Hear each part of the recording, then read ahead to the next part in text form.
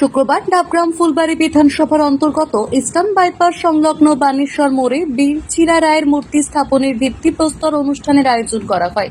অনুষ্ঠানে প্রধান অতিথি হিসেবে উপস্থিত ছিলেন বিশিষ্ট সমাজসেবী জ্যোতিপ্রকাশ কনোরিয়া।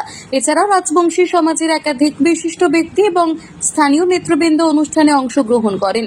অনুষ্ঠানে রাজবংশী সমাজের প্রতিনিধি এবং ডাবগ্রাম ফুলবাড়ী বিধানসভার এসসি, এসটি ও ওবিসি সেলের সভাপতি সাংবাদিকদের জানান, বহুদিন ধরে তারা এই মূর্তি স্থাপনের জন্য আন্দোলন করে আসছিলেন। অবশেষে বহু চেষ্টার পর এই বরাদ্দ হয়েছে এবং ভিত্তিপ্রস্তর স্থাপনের মাধ্যমে কাজ শুরু হওয়ায় তারা অত্যন্ত আনন্দিত। এদিনের এই উদ্যোগকে ঘিরে এলাকায় উৎসব মুখর পরিবেশ দেখা যায়। উপস্থিত রাজবংশী নাগরিকদের মতে বীর চিরা রায় কেবল ইতিহাসের এক গৌরবময় চরিত্রই নন, বরং সমাজের আত্মপরিচয় এবং মর্যাদার প্রতীক। এই মূর্তি স্থাপন রাজবংশী সমাজের গর্বের স্থান হিসেবে প্রতিষ্ঠিত হবে বলে তাদের আশা।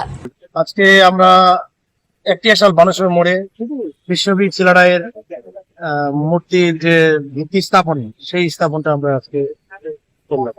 মূর্তির কাজ শুরু হয়ে গেছে। মহলার দিন আমরা মূর্তিটা এখানে স্থাপন করি। তানিয়া সরকারের রিপোর্ট, পাহাড়িয়া টাইমস।